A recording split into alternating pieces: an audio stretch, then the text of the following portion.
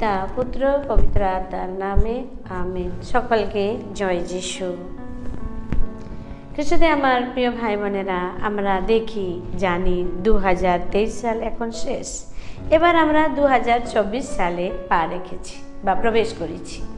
আর আমরা জানি 2024 সালে বা প্রত্যেক বর্ষই আমরা জানি যে প্রথম মাসের প্রথম দিন, বর্ষের প্রথম দিন আমরা পবিত্র পরিবারের পার্বণ পালন করি বা পবিত্র পরিবারের কথা আমরা স্মরণ করি। আমরা সবাই জানি যিশু, মারিয়া, যোসেফ পবিত্র পরিবার। তাই আমরা, যিশুর জন্ম হয়েছে তো, তাই আমরা এখন পবিত্র পরিবারে প্রবেশ করেছি বা পবিত্র পরিবারকে আমরা পেয়েছি। তাই এই পবিত্র পরিবারে আমরা কি করতে হবে এবং পবিত্র পরিবার বলি কি বোঝায়?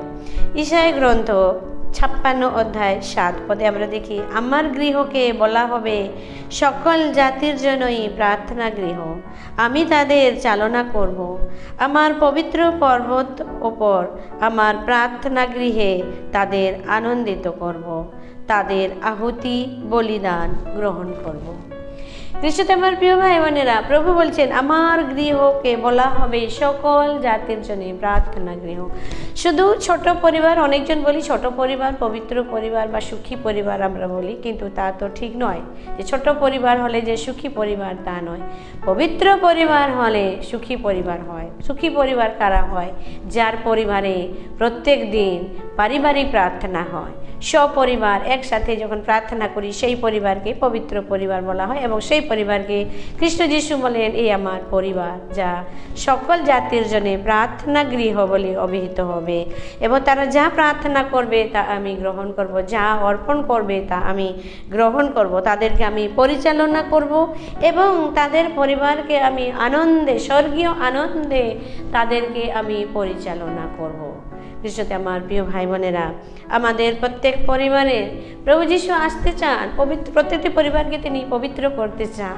তাই তিনি বলেছেন মতিলিখিত মঙ্গল সমাচার 18 অধ্যায় 19-20 পদ, পৃথিবীতে 2-3 জন আমার নামে যেখানে একত্র হয় আমি সেখানে তাদের মধ্যেই আছি, এবং তারা যদি এক মন হয় তবে আমার স্বর্গস্থ পিতা তাদের প্রার্থনা মঞ্জুর করবে। এটা পবিত্র পরিবারের পুরস্কার।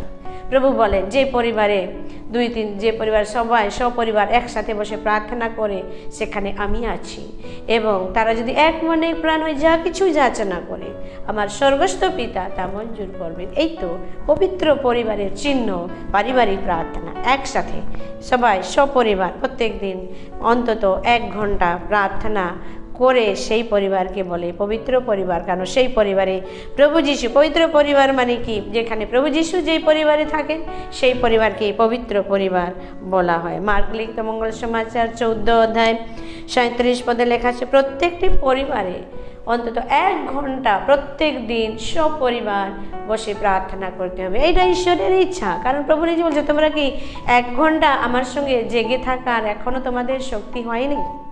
পবিত্র পরিবার বা খ্রিস্টীয় পরিবারে প্রত্যেক দিন 1 ঘন্টা অন্তত সপরিবার একসাথে বসে প্রার্থনা করবেন। এই নতুন বর্ষতে চেষ্টা করুন।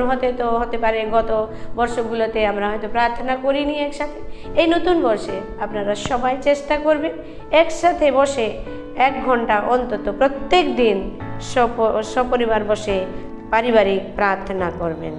হগয়ের গ্রন্থ 1 অধ্যায় 8-9 পদে আমরা দেখি প্রভু বলেন, আমার গৃহ উচ্ছন্ন অবস্থায় রয়েছে, ভগ্নচূর্ণ অবস্থায় রয়েছে, অথচ তোমরা প্রত্যেকে নিজ নিজ গৃহের জন্য খুবই ব্যস্ত।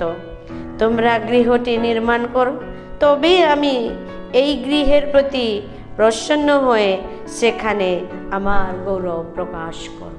বলছেন প্রভু যিশু বলছেন, আমার গৃহ ভগ্নচূর্ণ অবস্থায়, উচ্ছন্ন অবস্থায় রয়েছে, কিন্তু তোমরা সবাই নিজ নিজ গৃহের জন্য খুবই চিন্তিত, খুবই ব্যস্ত।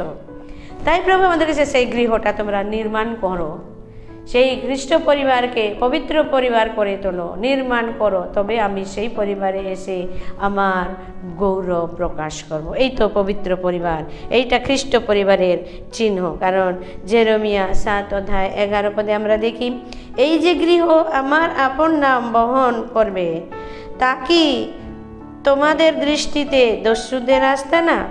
দেখো আমি এই সব কিছু আমি দেখতে পারছি।